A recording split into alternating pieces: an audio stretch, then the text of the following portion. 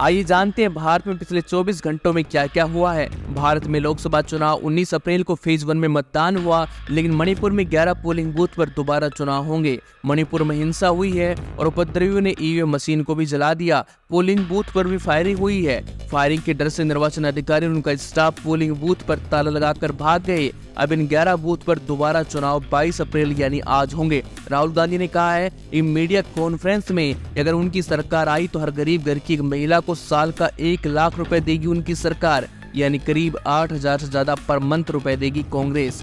नरेंद्र मोदी का एक speech viral हो रहा है, जिसमें वो कह रहे हैं कि मनमोहन सिंह ने एक बार कहा था कि भारत की संपत्ति पर पहला अधिकार मुसलमानों का है, लेकिन जब पूरा फैक्ट चेक किया गया तो मामला कुछ और था। मनमोहन सिंह ने कहा था कि जो पिछड़े वर्ग के लोग हैं उनका इस देश की संपत्ति पर पहला अधिकार है। उसमें ओबीसी, एससी, एसटी, मुस्लिम समुदाय, इन सब का जिक्र किया गया था। भारत में पिछले 24 घंटों से व्हाट्सएप यूनिवर्सिटी खूब ट्रेंड कर रहा है, जिसका कारण है मोदी की वायरल स्पीच। भारत में एलन मस्क आज आने वाले थे, लेकिन उनका ये दौरा कैंसिल हो गया है। अब एलन मस्क भारत नहीं आने वाले। भारत में एलन मस्क के आने के लिए काफी चर्चाएं हो रही थी। अरुणाचल प्रदेश की 4 विधानसभा क्षेत्रों के 8 मतदान केंद्रों पर 19 अप्रैल को हुई वोटिंग को भी चुनाव आयोग ने शून्य घोषित कर दिया है। 24 अप्रैल को दोबारा नए सिरे से वोटिंग होगी।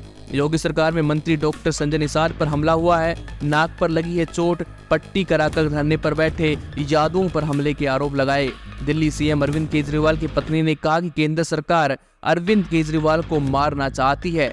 अरविंद केजरीवाल को जेल में सही दवा नहीं देने का आरोप लगाया है। वही तिहाड़ जेल के डीजी संजय बेनीवाल ने शनिवार 20 अप्रैल को एम्स को एक चिट्ठी लिखी, जिसमें दिल्ली के सीएम केजरीवाल के लिए एक सीनियर डायबिटोलॉजिस्ट अपॉइंट करने को कहा गया है। दिल्ली की जस्टिस शिक्षा मंत्री आतिशी तिहाड़ जेल के सामने केजरीवाल के लिए इंसुलिन लेकर पहुंची। उन्होंने केंद्र सरकार को ब्रिटिश राज से ज्यादा क्रूर बताया। अरविंद केजरीवाल 1 अप्रैल से तिहाड़ जेल में हैं। लोकसभा चुनाव में पहले फेज में 60% वोटिंग। लक्षद्वीप में सबसे ज्यादा वोटिंग, बिहार में सबसे कम हुई वोटिंग। 4 जून को भारत को मिलेगा पीएम। डीडी न्यूज की लोगों का रंग हुआ नारंगी। टीएमसी ने साधा निशाना। टीएमसी ने कहा कि दूरदर्शन का भगवाकरण हुआ है। ये प्रसार भारतीय नहीं बल्कि प्रचार भारती है।